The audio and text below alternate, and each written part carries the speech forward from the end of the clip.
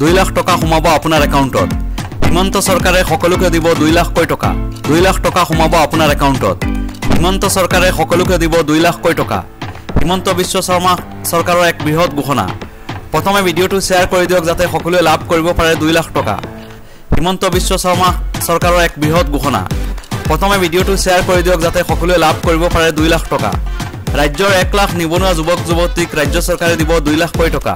হিমন্ত চৰকাৰে নিবনুৱাসকলৰ বাবে আৰম্ভ কৰিছে এক নতুন আঁচনি ৰাজ্যৰ 1 লাখ নিবনুৱা যুৱক যুৱতীক ৰাজ্য চৰকাৰে দিব 2 লাখকৈ টকা হিমন্ত চৰকাৰে নিবনুৱাসকলৰ বাবে আৰম্ভ কৰিছে এক নতুন আঁচনি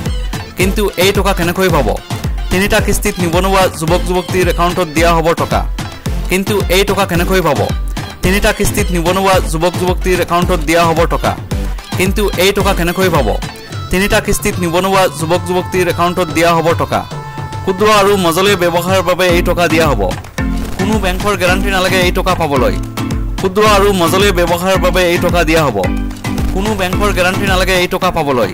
ইতিমধ্যে ব্যৱসায় চলাই থকা সকলোৱে লাভ কৰিব এই টকা আপোনালোকক শুনাই ল'ব খুজিছো হিমন্ত বিশ্ব শৰ্মাৰ এই ঘোষণা যে 1 লাখ চাকৰি দিম আৰু 2 লাখ যুৱক যুৱতীক আত্মসংস্থাপনৰ আমি সুবিধা কৰি দিম এই বছৰৰ পৰা আমি এটা নতুন আঁচনি হাতত লৈছো যাৰ জৰিয়তে 2 লাখ যুৱকক আমি আত্মসংস্থাপনৰ বাবে 3টা কিস্তিত আমি 2 লাখ টকাকৈ তেওঁলোকৰ হাতত আমি তুলি দিম কোনো বেংকৰো গ্যাৰান্টি নালাগে একো নালাগে আমি মাত্ৰ আমাৰ যুৱক যুৱতীসকলে যাতে কিবা এটা কৰি খাব পাৰে তাৰ বাবে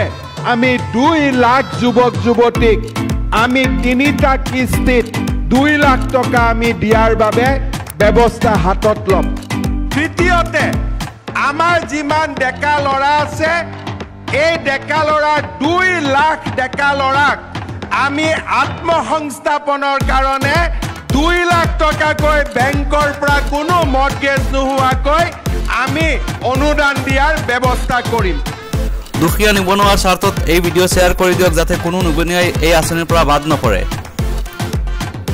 বন্ধুসকল এনেকুৱা আপডেট পাবলৈ আৰু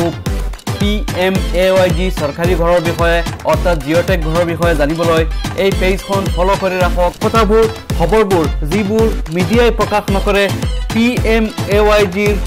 ক্ষেত্ৰত হোৱা দুৰ্নীতিৰ কথা অনিয়মৰ কথা দুখীয়াক বঞ্চিত কৰাৰ কথা কোনো মিডিয়াই প্ৰকাশ নকৰে প্ৰচাৰ নকৰে সেই কথাবোৰ